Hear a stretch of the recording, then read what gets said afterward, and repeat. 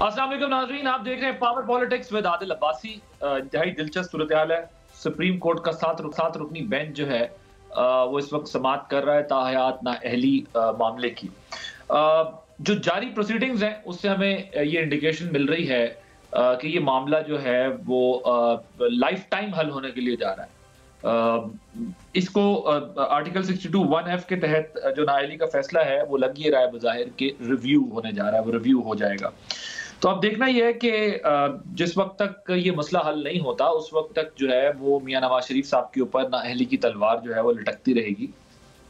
और ये ताहयात नाअहली का जो मामला है इसमें इलेक्शन ट्रिब्यूनल्स में ताहयात नाअहली की बुनियाद पर मियां साहब के जो कागजात नामजदगी हैं वो पहले ही चैलेंज हो चुके हैं। एक हल्के से उनके कागजात नामजदगी मंजूर हुए थे और ज़ाहिर है वो चैलेंज भी हुए हैं, जिस पर ट्रिब्यूनल ने 8 जनवरी को कागजात मंजूर करने वाले आरओ को भी बुला लिया है। ट्रिब्यूनल ने उनको, जिन्होंने, जिस तरह मैंने आपको बताया कि एक हल्के से जिससे उनके कागजात मंजूर हुए थे, पहले उस पर उनको बुला लिया गया है। याद रहे कि 10 जनवरी तक ये ट्रिब्यूनल हतमी अपना फैसला करेगा। उसके बाद जो है वो सूरत हाल बड़ी दिलचस्प और मुख्तलिफ होगी। इसके लिए 13 जनवरी से पहले तहरीक इंसाफ को सुप्रीम कोर्ट से अपने हक में एक फैसला चाहिए होगा, क्योंकि तहरीक इंसाफ को भी बल्ले के निशान का मसला है। उनको भी जो है वो पेशावर हाई कोर्ट से रिलीफ मिला, फिर वो रिलीफ दोबारा जो है वो बल्ला उनका छिन गया, वो रिलीफ जो है वो उनके पास नहीं है। अब देखना यह है कि 13 जनवरी से पहले क्या सुप्रीम कोर्ट से उनके हक में फैसला आएगा, क्योंकि वो अपना ये मामला लेके सुप्रीम कोर्ट चले गए हैं। सुप्रीम कोर्ट फैसला करेगी और सुप्रीम कोर्ट बताएगी कि बल्ला मिलेगा या नहीं मिलेगा। जो मखसूस नशिस्तें हैं उनका हुसूल उसी वक्त मुमकिन है, स्पेसिफिकली जब आपके पास कोई इंतखाबी निशान हो। तो अब देखना ये है कि ये पीटीआई के साथ क्या होगा। तहरीक इंसाफ बतौर जमात इलेक्शन में शमूलियत और मियां नवाज शरीफ की ताहयात नाअहली का खात्मा जो है वो एक तरह की विन विन सिचुएशन होगी। बज़ाहिर बतौर जमात अगर तहरीक इंसाफ जाती है उसके अंदर, अब देखना ये है कि क्या मियां साहब चौथी बार वज़ीर आज़म भी बनेंगे। ये एक बहुत बड़ा सवाल है। मेरा ये ख्याल है कि वो पाकिस्तान चौथी बार वज़ीर आज़म बनने के लिए ही आए हैं, अदरवाइज वो शायद पाकिस्तान ना आते और मजीद वक्त लेते। इस हवाले से पीपल्स पार्टी के जो चेयरमैन है बिलावल भुट्टो, उन्होंने बड़ा दर्जिया पेश किया है। क्या कहा, पहले आपको जरा सुनाता हूं। जहाँ तक चौथी बार वज़ीर आज़म बनने की बात है, वो तो मेरा ख्याल में कोई इलेक्शन के बाद कोई बाई इलेक्शन होगा अगर उनको अक्सरियत मिला तो, वरना मुझे ये बात जुडिशरी का एनालिसिस करते हुए मुझे ये मुश्किल लग रहा है कि हम जुडिशरी से ये उम्मीद रखें कि वो किसी एक को नाअहल करे और किसी दूसरे को अहल करे। या दोनों अहल होंगे या दोनों नाअहल होंगे। अच्छा, ये बहुत दिलचस्प सूरत हाल है जो बिलावल साहब कह रहे हैं कि दोनों या नाअहल होंगे या दोनों अहल होंगे। और ये सूरत हाल इस एतबार से भी दिलचस्प है कि खुद जो है वो तहरीक इंसाफ के अंदर से भी ऐसी आवाज़ें उठ रही हैं कि जो पीपल्स पार्टी के साथ मामलात करने पर यकीन रखते हैं, और वज़ारत उज़्मा के लिए पीपल्स पार्टी और तहरीक इंसाफ में क्या कोई अंडरस्टैंडिंग हो सकती है। क्योंकि हमने हाल ही में देखा कि बिलावल भुट्टो जरदारी साहब के लिए, खुद जरदारी साहब ने कहा कि वो तो अभी जो है वो अंडर ट्रेनिंग है, लेकिन with in a month situation बड़ी चेंज हो गई है। अब वो उनको वज़ीर आज़म के उम्मीदवार के तौर पर पेश कर रहे हैं। तो क्या पीपल्स पार्टी ये एक्सपेक्ट कर रही है कि उनको जो है वो चेयरमैन तहरीक इंसाफ को यकसा सलूक करवाने पर मुस्तकबिल में हुकूमत साजी में कोई मदद मिल सकती है। एक जो है वो आर्टिकल भी लिख दिया है बानी चेयरमैन ने जेल से, जिसके अंदर उन्होंने अपने शदीद तहफ़्फ़ुज़ात का इज़हार किया है लेवल प्लेइंग फील्ड के हवाले से। तो इन तमाम मामलात पर आज हमने बात करनी है। हमारे साथ मौजूद हैं मुस्लिम लीग नवाज की सीनियर अज़मा बुखारी साहिबा, पाकिस्तान तहरीक इंसाफ के सीनियर रहनुमा सेनेटर हुमायूं मोहम्मद साहब, और कादिर मंदोखेल साहब पाकिस्तान पीपल्स पार्टी के सीनियर रहनुमा हमारे साथ मौजूद है। आप तीनों का बहुत शुक्रिया। सेनेटर मोहम्मद साहब, मुझे ये बताइएगा कि अगर ये ताहयात नाअहली वाला मामला हल हो जाता है तो बज़ाहिर ऐसा लगता है कि इसका फायदा जो है वो तहरीक इंसाफ के जो चेयरमैन है, बानी चेयरमैन है, उनको भी होगा। यही बेसिक वजह है कि आप लोग जो है वो बहुत ज्यादा इरिटेट करते हुए दिखाई नहीं दे रहे इस मामले में। देखिए, बिस्मिल्लाहिर्रहमानिर्रहीम, सबसे पहले तो मेरे लिहाज से पाकिस्तान तहरीक इंसाफ के जो चेयरमैन हैं इमरान खान, उनको नाअहल क्यों करेंगे? मतलब कौन सा ऐसा केस है जो एक्चुअली ऑन मैरिट उनको नाअहल कर सकता है? आप तोशाखाना की बात कर रहे हैं, उस पर ऑलरेडी उनकी सज़ा मुअत्तल है, बाकी उसमें उन्होंने सिर्फ वो की हुई है, लेकिन इसके अगर आप मैरिट पे जाएं इसमें तो कुछ भी नहीं है। इसमें क्या चीज़ है? इसमें सिर्फ और सिर्फ सबसे पहले तो ये अपनी वो जो टाइम बार था, ये उस लिहाज से इसको तो सुना ही नहीं जाना चाहिए था, इसको तो इलेक्शन कमीशन को सुनना ही नहीं चाहिए था, ये तो गलत तरीके से सुनना है। ठीक है, सेकंड चीज़ आ जाते हैं कि उनके ऊपर प्रूफ करेंगे 190 मिलियन जो भी है, उसमें 1 रुपया उनके अकाउंट में नहीं किया, किसी कॉन्ट्रैक्ट के लिहाज से उनको किसी किस्म की कोई ज़मीन कोई बेनिफिट नहीं है, तो उसमें क्या उसमें उनका वो क्या हुआ है। नंबर 2, जो नेशनल क्राइम एजेंसी है, उन्होंने मलिक रियाज को ख़ुद कहा था कि आप अपना कोई अकाउंट दे दें। मलिक रियाज ने सुप्रीम कोर्ट से पूछ के सुप्रीम कोर्ट का अकाउंट दे दिया। अब ये सुप्रीम कोर्ट के अकाउंट में पैसे पड़े, उधर से निकाल के बैंक में डाल दें।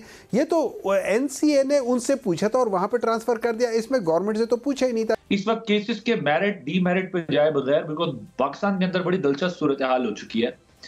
आप तमाम जमातों की मैं बात कर रहा हूं क्रॉस, कि अगर हक में फैसला आए तो कोर्ट्स बहुत अच्छी हैं, खिलाफ फैसला आए तो कोर्ट्स बहुत बुरी हैं, जजेस बहुत अच्छे हैं, जजेस बहुत बुरे हैं। मैं तो सिर्फ ये बात कर रहा था कि अगर ये फैसला आ जाता है तो जाहिर है प्रैक्टिकली ऐसा लगता है कि आपके PTI के चेयरमैन, उनको भी फायदा हो जाएगा अगर उनका ताहयात नाअहली का मसला हल हो जाता है। तो अभी केस के मेरिट डीमेरिट पे मैं नहीं जा रहा कि जो सुप्रीम कोर्ट के जजेस के साथ होता है, कभी हाई कोर्ट के जजेस के साथ होता है, कभी लोअर कोर्ट के जजेस के साथ होता है, ये तो होता है हमारे मुल्क में ना कि मेरिट और डीमेरिट खुद तैयार किया जा रहा है। मगर पॉइंट बेसिकली ये है कि अगर होता है तो मुझे अगर आप स्पेसिफिकली बता सकें तो क्या आप लोगों को भी इसका बेनिफिट होगा, इसीलिए PTI एजिटेट नहीं कर रही। स्पेसिफिकली मुझे अभी केसेस के मेरिट डीमेरिट पे बात नहीं कीजिएगा। इन प्रिंसिपल किसी भी लिहाज से ताहयात नाअहली नहीं होनी चाहिए, इन प्रिंसिपल नहीं होनी चाहिए। ठीक है, ओके, अब यहाँ पे एक डिसीजन आ गया है, सुप्रीम कोर्ट ने 62(1)(f) की तशरीह की है, उसमें चूंकि खामोश था तो उन्होंने तशरीह करके उसके अंदर एक मुद्दत बयान कर दी जो ताहयात है। अब इसको हम कैसे रेक्टिफाई कर सकते हैं? इसको रेक्टिफाई होना चाहिए, ये मैं बिल्कुल फॉर श्योर कहता हूँ कि रेक्टिफाई होना चाहिए। रेक्टिफाई कैसे होना चाहिए? इसके लिए 2/3 मेजॉरिटी के साथ आपने उस कानून जो कॉन्स्टिट्यूशनल है 62(1)(f) को आपने उसके अंदर मियाद डालनी है और उसको आपने डाल के कह देना कि इसके अंदर 5 साल से ज्यादा या 10 साल से या 6 साल से या 2 साल से ज्यादा आप नहीं कर सकते। अब अजमा साहब ये बताएं, वो कह रहे हैं कि चेयरमैन PTI का कंपैरिजन जो है वो गलत है मियां साहब के साथ, क्योंकि ऐसा तो कोई उनका केस ही नहीं है कि उनको जो है वो आप ताहयात नाअहल वो होंगे या नाअहल होंगे। वो कहते हैं कि उनके केसेस का मेरिट जो है वो नहीं है, वो तो उड़ जाएंगे। लेकिन साथ में जरा मुझे ये भी बताइएगा, आप लोगों को अब तक की जो प्रोसीडिंग्स हैं उस पर इत्मीनान हो चला है? बिकॉज बजाहिर ऐसा लग रहा है कि इससे PMLN जो है वो कंफर्टेबल जोन में जाती जा रही है और PTI जो है वो तो बानी चेयरमैन अब बाकायदा कॉलम्स लिख रहे हैं, बाकायदा PTI कह रही है कि जी हमें तो प्लेइंग फील्ड ही नहीं दे रहे। लेवल प्लेइंग फील्ड क्या चीज होती है? बहुत शुक्रिया आदिल, मैं बिल्कुल हुमायूं साहब की बात से एग्री करती हूँ कि मियां नवाज शरीफ साहब के केसेस का और इमरान खान के केस का कोई कंपैरिजन नहीं बनता। इमरान खान साहब के ऊपर अपने बेटे से जो है वो ख्याली तनख्वाह का केस नहीं है जिसके ऊपर उनको नाअहल किया जाए। इमरान खान के ऊपर जो है वो उनके वालिद साहब की फैक्ट्री जो है वो कैसे लगी थी, कहाँ से आई थी, पैसे कैसे गए थे, ऐसा कोई केस नहीं है। इमरान खान के ऊपर इस मुल्क के साथ खेलने का केस है। इमरान खान के ऊपर इस मुल्क के एक इदारे के खिलाफ बगावत कराने का केस है। इमरान खान के जो है वो अभी जो इतना पोलाइटली, जितने खूबसूरत तरीके से हुमायूं साहब ने जो है 190 मिलियन पाउंड का केस कोई केस ही नहीं है। फिर वो केस नहीं था तो फिर उसके ऊपर जो है वो पूरी कैबिनेट से छुपा के बंद लिफाफा मत खोलना, इसके अंदर से सांप निकल आएगा, और बंद लिफाफे जो है वो अप्रूव क्यों करा लिए थे? फिर ओपनली कहते ना कोई मसला ही नहीं है, कोई इशू ही नहीं है। और वो ज्यादा कोई मसला नहीं है, बेगम साहिबा को सिर्फ जो है वो 5 कैरेट से कम का हीरा वो नहीं पहनती थी, इतना छोटा सा वो प्रॉब्लम होता था। फिर उसके बाद वो जो है वो कहा जाता था कि उनको सुबह जो है वो मिल जाएगा, सर्टिफिकेट मिल जाएगा, ये पता नहीं कौन सी वो जो है उनको लेटर चाहिए था, वो लेटर इशू हो जाएगा। तो ये बड़े छोटे छोटे मामलात हैं बकौल इनके, और आज तक ये क्यों बचते आए हैं? बिकॉज ये लिंगर ऑन कर रहे हैं। कोई एक केस PTI में चैलेंज करके कह रही हूँ, PTI ने अभी तक कोई केस मेरिट पे नहीं लड़ा। ये टेक्निकलिटीज पे लड़ रहे हैं। जहां तक आज की प्रोसीडिंग की बात है, एक बात तो आदिल ये थोड़ी सी क्लैरिफाई कर लीजिए कि मियां नवाज शरीफ साहब इस केस में फरीक नहीं है, और ये केस जो है मीर बादशाह कैसरानी साहब जो है उन्होंने ये केस जो है उनकी पिटीशन के ऊपर ये केस और ये बेंच बना है, लेकिन उसके ऊपर जाहिर है जिन लोगों के ऊपर अभी तक ये ताहयात नाअहली का जो है कलम चलाया गया था, मुझे बड़ी खुशी हो रही है। मैं एज ए डेमोक्रेट, मैं एज ए पाकिस्तानी शहरी ये देख के खुश हो रही हूँ कि मेरी अदलिया के अंदर इस वक्त वो जजेस कराम बैठे हैं जो जमहूरियत को जो सपोर्ट करते हैं, जो पार्लियामेंट की हुई कानून साजी को सपोर्ट करते हैं, जो पार्लियामेंट को ये इख्तियार देते हैं कि उसकी कानून साजी को जो है वो सीरियस लिया जाना चाहिए। वो अपना बैठकर जो है री राइटिंग ऑफ द कॉन्स्टिट्यूशन नहीं कर रहे, वो अपनी मर्जी का जो है वो फैसला देने का या अपनी फैमिली की मर्जी का फैसला देने का या अपनी सासू माँ की फैमिली का जो है उनकी मर्जी का फैसला देने की कोशिश नहीं कर रहे। वो कानून और आइन के मुताबिक चल रहे हैं, बाय द बुक्स चल रहे हैं, और इसी तरह होना चाहिए था। काश हमारी अदलिया जो है वो इस तरह चल रही हो। तो मोहम्मद साहब का बयान जो है वो आपके लिए यकीनी तौर पे फिर मोहम्मद साहब का बयान आपके लिए बड़ा खुशाइंद होगा, क्योंकि बानी चेयरमैन तो इंटरव्यू में ये कह चुके हैं कि जी ताहयात नाअहली अगर मैं भी फारिग होता हूँ हो जाए, लेकिन मियां साहब को इस पे रिलीफ नहीं मिलना चाहिए, किसी को रिलीफ जो वो कह चुके हैं कि नहीं मिलना चाहिए।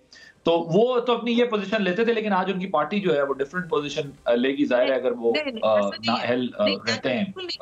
No no no no no अपनी ये भी जरा तस्वीर कर लीजिए अपनी। सेनेटर साहब जो है वो एक सेन आदमी है और वो सेन गुफ्तगू करते हैं, इसीलिए अभी तक बाहर है। इनके बैरिस्टर गौहर साहब जो पता नहीं कभी चेयरमैन रात को होते हैं सुबह नहीं होते, उन्होंने अभी कल जो है बाकायदा तौर पर प्रेस टॉक करते हुए कहा कि हम ये ताहयात नाअहली को रोकेंगे। उनको बड़ी गलत फहमी है अभी भी अपने बारे में, पहले अपने लिए रास्ते तो बना ले, किसी के रास्ते अभी भी इनको दूसरों के रास्ते रोकने का शौक है। अपने रास्ते जो है वो जिस तरह से बंद है या अपने रास्ते जिस तरह से बंद गली में ये ले गए हैं अभी भी उसकी परवाह नहीं है। सो मैं तो इस बात को जो है वो करूंगी जो बैरिस्टर गौहर ने कहा है कल, और उन्होंने बाकायदा तौर पे मैंने इसको सुना है, आप अपनी टीम से भी जो है वो अगर निकलवा के देख लो, उन्होंने बाकायदा ऐलान किया है वो ताहयात नाअहली जो है उसको उस केस को फैसले को खत्म होने से रोकेंगे। मैं क्योंकि बैरिस्टर गौहर को बहुत अरसे से जानता हूं तो उन्हें पता है टीवी पे क्या कहना है और कोर्ट में जाके क्या कहना है। कादिर मंदोखैर साहब, आपकी पार्टी को तो कोई एतराज नहीं होगा अगर दोनों बहाल हो जाते हैं, ताहयात नाअहली का मसला दोनों के सर से उतर जाती है तलवार, और आप तो ये कह रहे हैं कि जी या दोनों अहल होंगे या दोनों ना अहल होंगे, ये क्या कॉन्टेक्स्ट है? देखिए आदिल साहब, मैं काफ़ी अरसे से उज़मा बीबी के साथ कई चैनल पे महिमायूं साहब के साथ ये सामने बात करता था, जब मुस्लिम लीग नून के साथी ये कहते थे कि हमने इलेक्शन एक्ट में तरामीम करके वो मामला ख़त्म हो गया। मैं हमेशा ये कहता था कि नहीं जी, आर्टिकल 62-63 जो ना वो ज़्यादा सुप्रीम है बनिस्बत इलेक्शन एक्ट, और फिर सुप्रीम कोर्ट के एक बेंच ने ताहयात नाइल कर दिया है, तो लिहाजा इसकी तशरीह करेगा सुप्रीम कोर्ट। आज तो वो साबित हो गई है। हुमायूं साहब हिमायत करेंगे इनके साथ और उज़मा बीबी के साथ कई शो में हम ये बात करते आ रहे हैं। नंबर एक बात। दूसरी बात ये कि हुमायूं साहब की तरफ मैं भी इस चीज़ की बिल्कुल हुमायूं साहब की तरह मैं भी इस चीज़ के बिल्कुल कायल हूँ कि ताहयात नाली नहीं होना चाहिए। यकीनन एक इंसान है, गलती कर सकता है, पॉलिटिकल लोग होता है, गलती, टाइपिंग मिस्टेक, 10 चीज़ें होती है, तो उसके लिए पूरा लाइफ टाइम के लिए उसके ऊपर पाबंदी नहीं लगाना चाहिए। लेकिन इसके साथ साथ मैं इस चीज़ की भी हिमायत नहीं करूँगा कि जैसे नैब अमेंडमेंट आया और अमेंडमेंट आज आया और 5 साल पिछले केसेस को भी उसके अंदर डाल दिया है। आज अगर सुप्रीम कोर्ट फैसला करे ये ताहयात, तो आज के बाद जो नाइल होगी उस पर लागू होगा उसमें। तो ऐसा तो नहीं हो सकता है आप ये कह रहे हैं ये रेट्रोस्पेक्टिव जो है वो कवर कर दे, रेट्रोस्पेक्ट नहीं होना चाहिए जो कि नैब के केस में हुआ। अगर आज ये फैसला हो भी जाता है तो आप कहते हैं आइंदा आने वालों के लिए होना चाहिए, वरना it would be considered a favour. इसी सुप्रीम कोर्ट ने इस चीज़ को ख़त्म किया है नैब ऑर्डिनेंस में, जिसमें मेरी पार्टी ने भी मजबूरी में उसमें हाँ कर दी है और मुस्लिम लीग नून ने तो पेश किया है बिल जो अमेंडमेंट थे और सुप्रीम कोर्ट ने उसको ख़त्म कर दिया गया। तो लिहाजा जो ताहयात नाली है वो आज से शुरू होना चाहिए, जिसके 5 साल पूरे होने हैं तो आज से हो जाए। ये पुरानी बैक डेट वाली कहानी या वो जितनी होता ना कि आप जाली अकाउंट खोलना हो तो बैंक डेट में बैंक अकाउंट खुला लो फिर ट्रांजेक्शन, ये कहानी नहीं होना चाहिए। और ऑलरेडी ये प्रैक्टिस फेल हो चुका है और सुप्रीम कोर्ट ने वो नैब ऑर्डिनेंस में वो सारी चीज़ें ख़त्म कर चुका है। तो लिहाजा मैं इसकी हिमायत करता हूँ कि थायात नाली ख़त्म होना चाहिए, मगर बेड डेड वाली की मैं कभी हिमायत नहीं करूँगा। और ये वैसे रेट्रोस्पेक्टिव नहीं हो, आप कह रहे हैं रेट्रोस्पेक्टिव नहीं हो, की खिलाफ वर्जी है। बिल्कुल बिल्कुल, आप मैं उर्दू में कह रहा हूँ, आप इंग्लिश में कह रहे हो, ताकि आम आम को समझ में आ जाए उसमें। चले वो टर्म यूज भी होती है ना, लीगल आप तो खुद भी कोर्ट में पेश होते हैं कि वो टर्म यूज भी होती है। बिल्कुल ठीक कह रहे हैं आपने, बिल्कुल सही कहा कि आप उर्दू में कह रहे हैं। अज़मा साहब quickly wanted to respond to, लेकिन मैंने फिर मोहम्मद साहब की तरफ जाना है।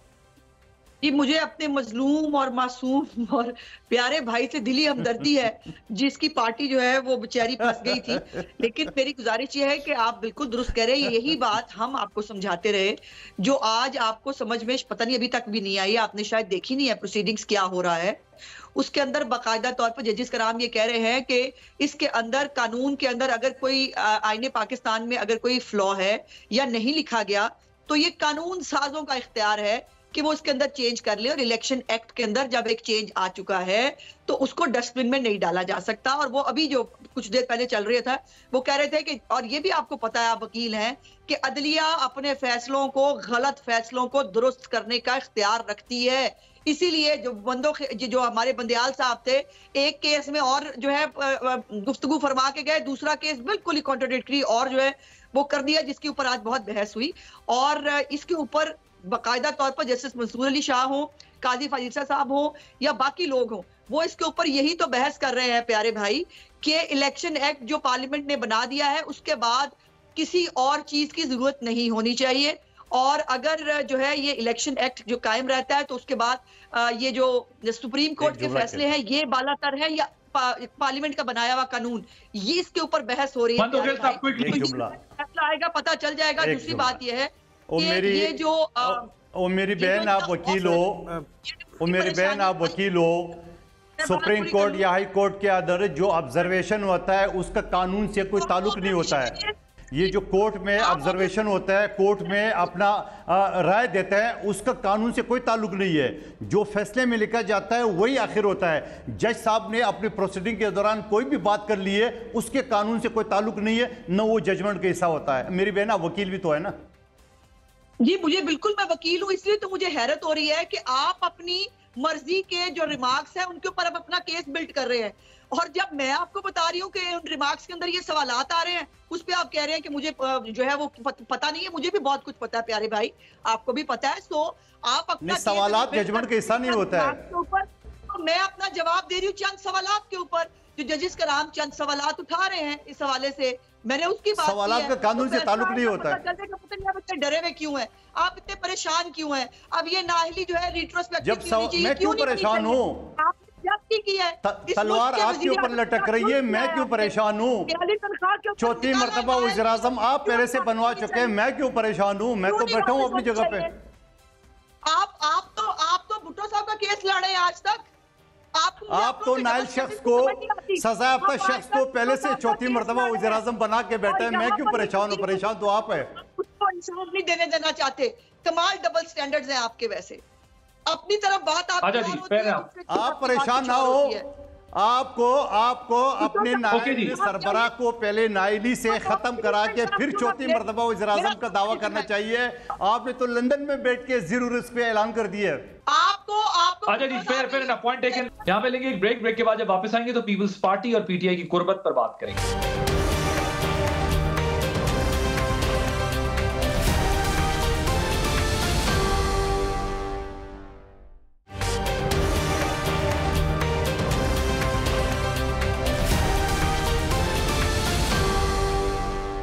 Welcome back. मोहम्मद साहब ये बताइएगा कि ये जो आपके मौजम भट्ट साहब कह रहे हैं पीपल्स पार्टी के मामले में कि पीपल्स पार्टी से अलायंस की जो तजवीज दे रहे हैं, ऐसी कोई चीज अंडर डिस्कशन है क्या? ऐसी कोई बात हो रही है, चल रही है पार्टी के अंदर?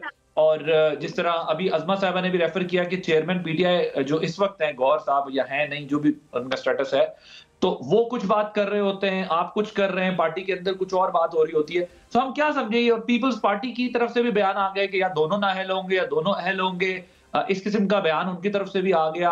और फिर कुछ बयानात की सूरत में कुर्बत बढ़ती दिखाई दे रही है। वो PMLN पर अपने नश्तर ज्यादा बरसा रहे हैं, पीटीआई के लिए रिलीफ ढूंढ रहे हैं ना वे कि जी उनको लेवल प्लेइंग फील्ड मिले या उनको जो है वो रिलीफ मिले? Your take on.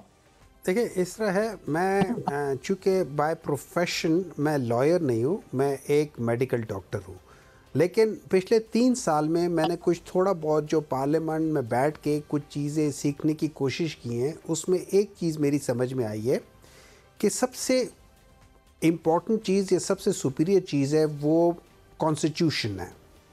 कॉन्स्टिट्यूशन को एक्ट वायलेट नहीं कर सकती, एक्ट कॉन्स्टिट्यूशन को बाईपास नहीं कर सकती, एक्ट को जो रूल्स हैं वो बाईपास नहीं कर सकते और रूल्स को रेगुलेशंस बाईपास नहीं कर सकते। तो अब अगर हम कोई ऐसा एक्ट बनाने की कोशिश करें जो कॉन्स्टिट्यूशन में जो लिखा गया है या नहीं लिखा गया है, अगर उसको बाईपास करने की कोशिश करें, वो हम नहीं कर सकते। बेसिक प्रिंसिपल है। लेकिन अगर हम एक चीज़ को करना चाहते हैं, हम फ़र्ज़ करें हम चाहते हैं कि आर्टिकल 62(1)(f की तशरीह बेहतर तरीके से हो जाए, तो हमें आर्टिकल 62(1)(f के अंदर एडिशन करना पड़ेगा कि इसकी मियाद इतनी है और हम उसकी जो खामोशी है उसको तोड़ेंगे, उसकी वजाहत करेंगे। फिर उस वजाहत करने के बाद ये इलेक्शन एक्ट 232 बीच में पूरी तरह लागू हो जाएगा। अब अगर हम ये समझते हैं, अब ये याद रखें, पार्लियामान सुप्रीम है ना, तो पार्लियामान कॉन्स्टिट्यूशन को चेंज करने के लिए आपको बस 2/3 मेजॉरिटी चाहिए। आप उसमें पूरे कॉन्स्टिट्यूशन बदल सकते हैं, उसको चाहे वो रिट्रोस्पेक्टिव कर लें चाहे प्रोस्पेक्टिव कर लें। नॉर्मली कोई एक्ट रिट्रोस्पेक्टिव नहीं हो सकता, लेकिन अगर हम कॉन्स्टिट्यूशन के अंदर चेंज ले आए तो हम उसको किसी तरीके से बीच में कवर कर सकते हैं, क्योंकि वहाँ 2/3 मेजॉरिटी चाहिए। मैंने जब कहा था कि मैं बिलावल के बयान पे है ना, बिलावल साहब जो कह रहे हैं, क्या कुर्बान हो सकती है, कोई क्लोज हो सकते हैं आप लोग एक दूसरे से? अब मैं बता, देखिए, मैं समझता हूँ, देखिए मेरा ये है कि सबसे पहले तो मेरे लिहाज से आज के दिन अगर ये जो इस वक्त सुप्रीम कोर्ट बैठी हुई है, वो सुप्रीम कोर्ट ये कोशिश कर रही है या रास्ता ढूंढने की कोशिश कर रही है हम किस तरीके से वो कर रहे हैं। कभी वो कहते हैं कि अगर ये खामोश है तो फिर हम क्या करें, अगर वो नहीं है तो फिर क्या करें। एंड में ये याद रखें, इट इज़ नॉट अबाउट कि वो मेरे हक में फैसला दे या मेरे खिलाफ फैसला दें। It is about they need to do justice with the system. अगर ये उनका इख्तियार नहीं है चेंज करना, उनको नहीं चेंज करना चाहिए।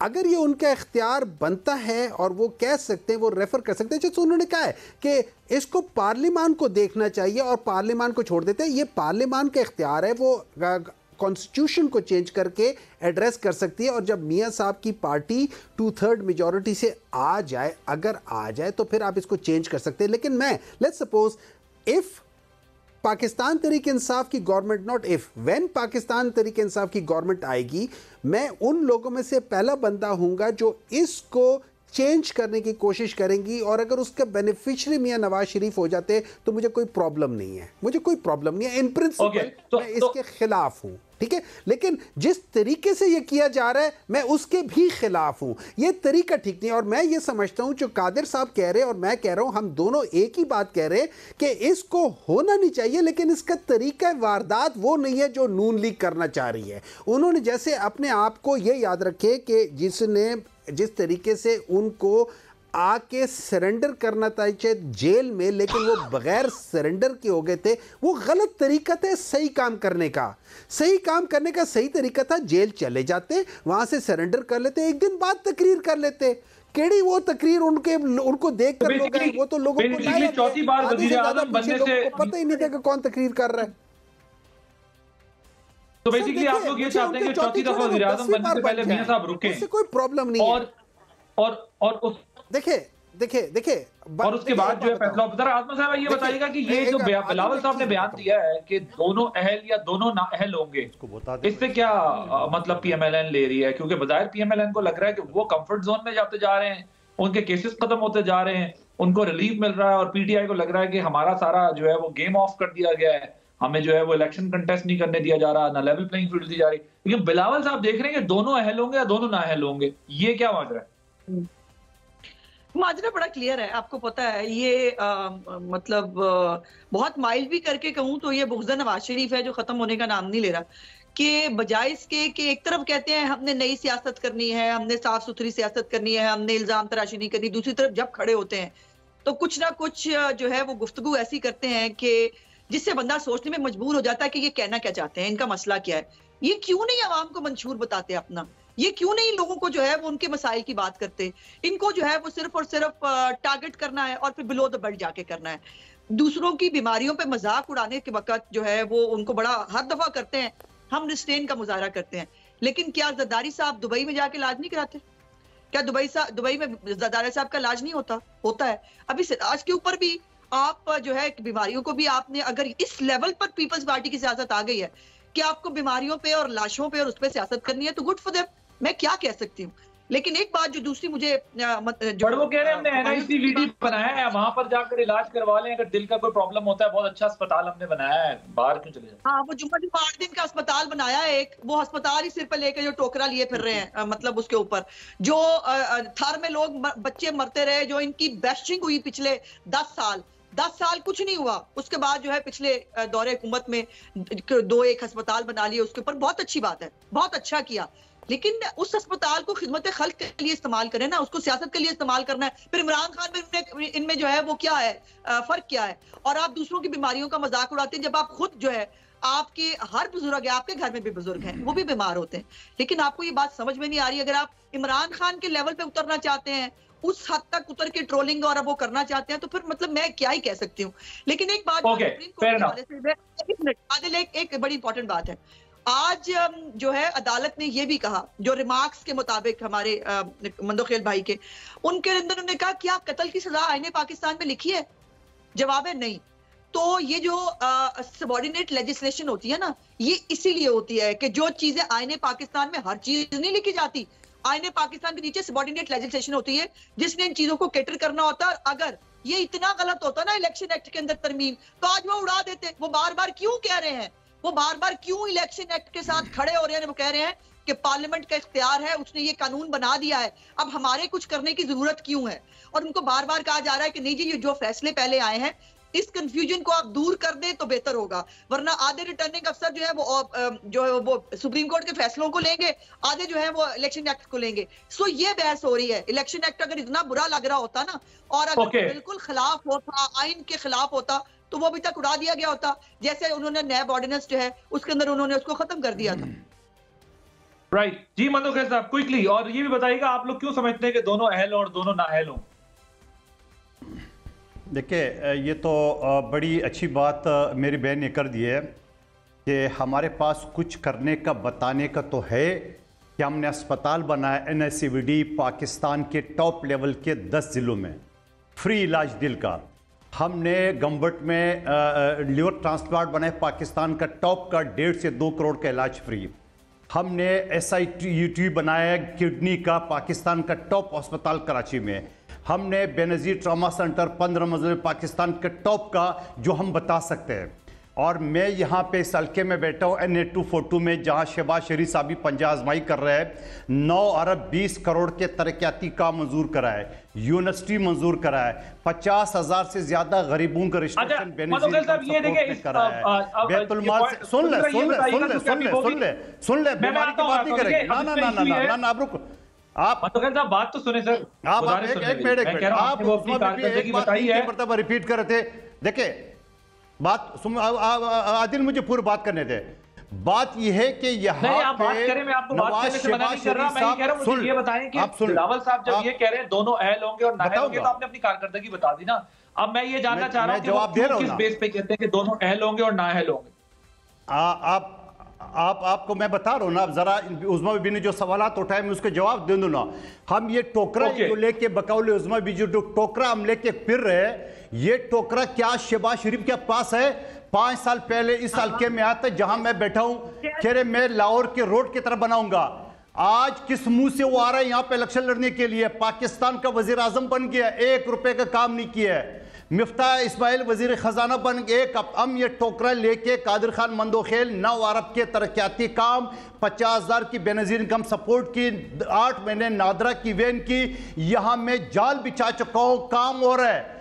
ये क्या टोकरा लेके घूमेंगे शहबाज शरीफ की मुझे वोट दो, आप तो वजीर आजम बन गए? ये नहीं कहता है। पिछले दिनों में अवारी टावर में कारकुनों को बुलाया, अगर नवाज शरीफ वज़ीर आज़म बन गए तो मैं लाहौर कराची से लेके हैदराबाद मोटरवे बनाऊंगा, मैं टैंकर माफिया खत्म कराऊंगा। वो भाई आपका K5 मंसूबा आपके सामने पानी का मेरे हल्के का यहां आपने रिजेक्ट कर दिया है। अब आप कहते हैं मैं टैंकर माफिया को तो आपने फरोग दिया है। दूसरा सवाल, हम कोई नहीं चाहता है कि नवाज ये K4 K5 कब बना है? कि फैसले हो, सुन ले, हम ये कहते हैं कि फैसले हो बैक डेट में ना हो कंसीडर, फैसले हो तो आज से राय जो ये बैक डेट वाला ड्रामा खत्म हो चुका है, पहले सुप्रीम कोर्ट ने खत्म किए नेब ऑर्डिनेंस की सूरत में, लिहाजा दोबारा हम इस चीज की कभी हिमायत नहीं करेंगे। हाँ, शहबाज नवाज शरीफ सब अल्लाह करे टेक्निकली तो फिर दोनों ना है लोग हैं वाली कहानियां हम नहीं पसंद करेंगे, ना हम उसको हिमायत करेंगे। मुखालफत करूंगा, डंके की चोट पे करूंगा, मीडिया के सामने करूंगा, सुप्रीम कोर्ट में करूंगा कि बैक डेट वाली कहानियां हम नहीं एक्सेप्ट करेंगे। तो टेक्निकली तो दोनों नाअहल हो गए ना, फिर एहलियत कहां से आ गई? मैं आता हूं उसका साहब आपकी तरफ। भाई मेरी बात सुनो, फैसला आज से हो तो आज से उसका मान लो, बैक डेट से नहीं हो। आप बार बार रिपीट करो, आप अब जो भी रगड़े में आज मुझे कोई सरोकार नहीं है, मुझे कानून से सरोकार है। कानून अगर आज से हो तो आज से उसके ऊपर अमल दरामद हो। थैंक यू भाईजान, मैं दूसरे ऑलराइट जी, अज़मा साहब क्विकली, फिर मैंने मोहम्मद साहब की तरफ जाना। देखिए, मेरे मंदोखेल भाई जो है ना, वो जज्बात और परेशानी में और टेंशन में इतने ज्यादा बेचारे आगे निकल गए कि K4 का मंसूबा K5 हो गया। जो पार्टी आज तक लोगों को पानी नहीं दे सकी, वो अपनी कारकर्दगी की बात करती है। बस आपकी बात सुन ली ना, अब नहीं ऐसे नहीं मंदोखेल साहब, ऐसे नहीं, बराए मेहरबानी ऐसे नहीं। जो ये 9 अरब रुपए का जो कह रहे हैं ना टोकरा ये लेके कह रहे हैं वो फिर रहे हैं बड़े, इसमें से जरा ये तो बता दें वफाक से कितने पैसे लिए थे आपने? K4 के मंसूबे में नवाज शरीफ के दौरे हुकूमत में आपको कितने पैसे मिले? शहबाज शरीफ के दौरे हुकूमत में कितने पैसे मिले? और फिर आपको वो फंक्शन करना पड़ा जिसपे शहबाज शरीफ की तारीफें करनी पड़ी बिलावल साहब को खड़ा करके कि शहबाज स्पीड चाहिए सिंध को इस वक्त। और ये जो 9 अरब का टोकरा आप लेके फिर रहे हैं बकौल आपके अपने बड़े काम किए, तो डर क्यों रहे हैं? शहबाज साहब के कभी कागजात नामजदगी आप जो है चैलेंज करने जाते हैं, कभी आप दूसरे तरीकों से जो है वो डिस्क्वालीफाई कराने की कोशिश कर रहे हैं। हिम्मत करें, 9 अरब रुपए आपने लगवाए में आपकी बड़ी कारकर्दगी है, तो आपको तो शेरों की तरह जाना चाहिए अपने हल्के के अंदर, जो मर्जी सामने आ जाए मुझे फर्क नहीं पड़ता।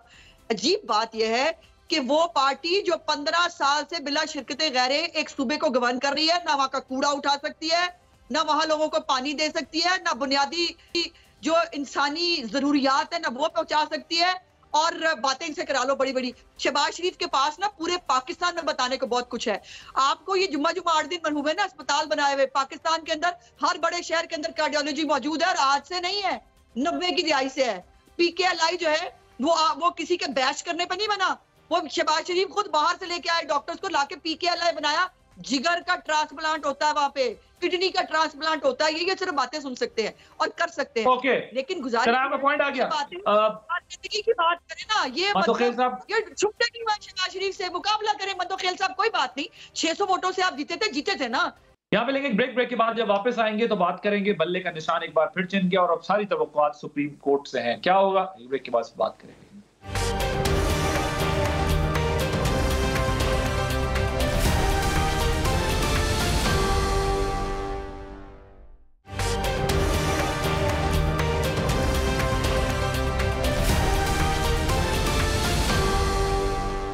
Welcome back. मुझे जरा ये बताइएगा मोहम्मद साहब के ये तरीके इंसाफ जो है आरजी चेयरमैन जो हैं PTI के इस वक्त जो हैं वो भी पीपल्स पार्टी में रहे हैं, वकला समेत कई उम्मीदवार पीपल्स पार्टी से आए हैं। क्या ऐसा मुमकिन हो सकता है कि हम देखें इलेक्शन के बाद जो है वो पीपल्स पार्टी के साथ ही तरीके इंसाफ अलायंस भी बना रही हो और बिलावल साहब वजीर आजम बनने का अपना रास्ता हमवार कर सके? अगर आपके कायद ताहयात नाअहल हो, स्पेशली आपके सामने मंदोखेल साहब ये कह रहे हैं कि अगर आज फैसला होता है तो इसका इतलाक माजी पे नहीं होना चाहिए, कोई अगर उड़ता है तो उड़ जाए, कोई मसला नहीं है। सो क्या ऐसा भी हो सकता है कि पीपल्स पार्टी और PTI का फ्यूचर में गवर्नमेंट हो, अलायंस बना हो? देखिए, मैं 2 चीज़ें हैं। एक, मैं एज अ सियासतदान अगर आप मुझसे पूछें, मैंने 2 चीज़ें देखनी हैं। क्या इस किस्म का इल्हाक हो सकता है? टेक्निकली बिल्कुल हो सकता है, लेकिन एज अ सियासतदान में एक चीज़ अगर आप मुझसे पूछे तो मैं एक चीज़ देखूंगा, मैं कहूँगा कि जो मेरे वोटर्स हैं वो क्या चाहते हैं। क्या वो चाहते हैं कि मैं पाकिस्तान मुस्लिम लीग नून या पाकिस्तान पीपल्स पार्टी या JUI के साथ इल्हाक करूं?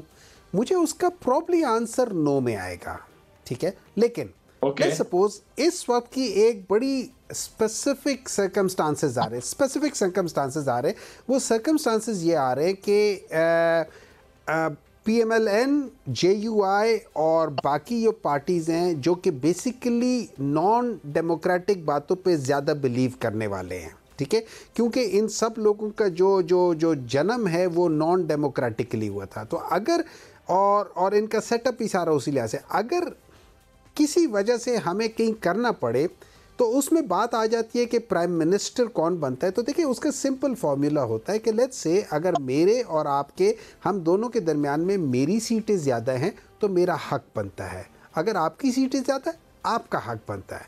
वो चीज़ें फिर डिस्कशंस के बाद पता चलती क्या है, लेकिन एज ऑफ नाउ बातें हो रही होंगी। तो किसी का लाइन्स होगा तो वो कौन होगा जिनके साथ उनका लाइन्स? नहीं देखिए मैं बता दूं, देखिए मैं पाकिस्तान तरीके इंसाफ में बाय फार कोई फरिश्ते नहीं है, हम भी इंसान हैं, हर एक इंसान गलती कर सकता है। लेकिन अगर कोई एक शख्स बार बार एक गलती करे, जैसे मैं मिसाल देता हूँ, मियाँ नवाज शरीफ 3 बार प्राइम मिनिस्टर बने, तीनों बार वो करप्शन पे नाअहल हुए। मतलब इससे ज़्यादा किसी के लिए, किसी एक इंसान के लिए इससे ज़्यादा शर्मनाक क्या बात हो सकती है कि उसको 3 दफ़ा मौका मिला, तीनों दफ़ा करप्शन पे निकले। मतलब इससे ज़्यादा तो सर बिलावल और मियां साहब में, मियां साहब में अगर आपको कोई टाई आ जाए तो आपने किसका इंतखाब करना है अपने इत्तेहादी के? ठीक है,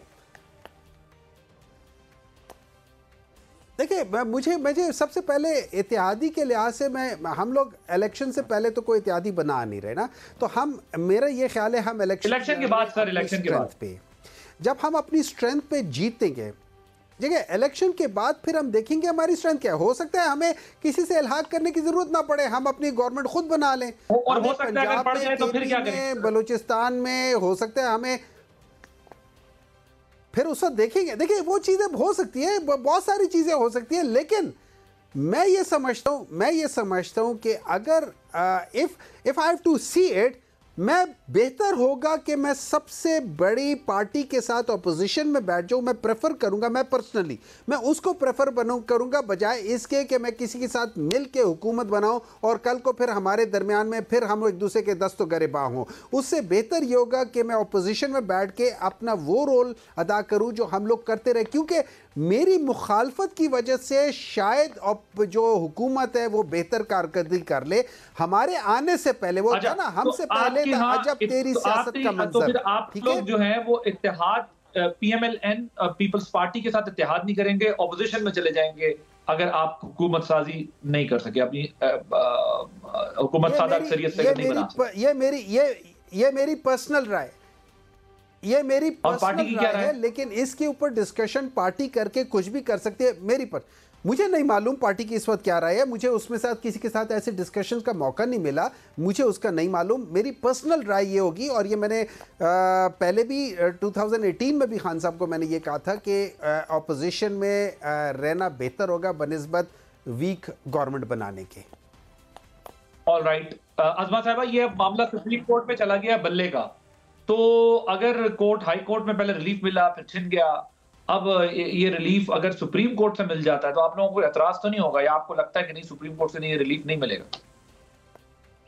नहीं, देखिए सुप्रीम कोर्ट एक मतलब गैर जानिबदार एक इंडिपेंडेंट इदारा है, और अब की सुप्रीम कोर्ट कम से कम बाय द बुक्स चलती है, किसी इदारे को इनक्रोच नहीं करती, किसी के खामखा जो है जो प्रेयर भी नहीं होती, जो मांगा भी नहीं होता वो भी देने नहीं बैठ जाती, वो जो है वो कानून के मुताबिक चलती है। जो कानून के मुताबिक वो फैसला करेगी वो बिल्कुल, हमें उसमें कोई कतई एतराज नहीं है। लेकिन एक बात मैं जरूर रिस्पॉन्ड करना चाहती हूँ सेनेटर साहब की, कि सेनेटर साहब जो है वो जो भी 90 की दहाई में वो जो इस्टेब्लिशमेंट का रोल था सियासतदानों के साथ, जिसके अंदर सियासतदानों के साथ पिंग पोंग खेला जा रहा था, एक को निकाल लो एक को ला दो, उसको भी गंदा करो उसको भी गंदा करो, वो सब उनको याद है। वो कह रहे हैं कि बड़ी शर्म की बात है, लेकिन उनको इसके ऊपर शर्म नहीं आ रही कि एक आदमी जिसको जो है महात्मा बना दिया इस कौम ने, जिसको कौम ने अपने पैसे भी निकाल के दे दिए, ज़कात और खैरात भी दी, वो उसी के अंदर जो है वो गंद करता हुआ पाया गया, वो उसी को जो है उसके अंदर मनी लॉन्ड्रिंग करता रहा, वो उसी के जो है ज़कात खैरात खाने का मुर्तकब हुआ। और फिर जब वो हुकूमत में किसी ना किसी तरह फील्ड कर ही दिया गया, उसको RTS बिठा के ले ही आया गया, तो फिर उसके बाद उसने कौन कौन से कारनामे सर अंजाम दी, जिसकी जो है वो पदाश में, अभी वो जेल में है, लेकिन अभी उसको उन तमाम केसेस में सजाएं होनी है। तो इतनी पाकी दामा की जो है वो हकायत ना बयान करे, कुछ अपना मतलब खुद ही देख लें, हम कहेंगे तो फिर शिकायत हो जाएगी। मैंने दो शेर वैसे मिक्स कर दिए आपस की बात है। मोहम्मद साहब लास्ट 1 मिनट। नहीं, उन्होंने ये कहा है कि हस्बी आदत उन्होंने मिलावट की है 2 मुख्तलिफ शेरों की, और ये मिलावट ही करते रहे हमेशा से। देखिए बात ये है कि जो 90 की दिहाई थी या 80 की दिहाई थी ना, 1 मिनट है जना, आप मुझे सुन लेना, आप प्लीज मुझे सुन लें, ठीक है? देखिए 80 की दिहाई और 90 की दिहाई में अगर किसी एक शख्स ने इस्टेब्लिशमेंट के साथ मिलके सबसे गंदा रोल प्ले किया है तो वो मियां नवाज शरीफ के अलावा कोई नहीं है। अगर इस मुल्क के अंदर तिजारत आपने पॉलिटिक्स में ला के खरीदो फरोख्त किया है तो वो उन लोगों ने किया है जिन्होंने छांगा मांगा के जंगलों से अपनी सियासत स्टार्ट की है।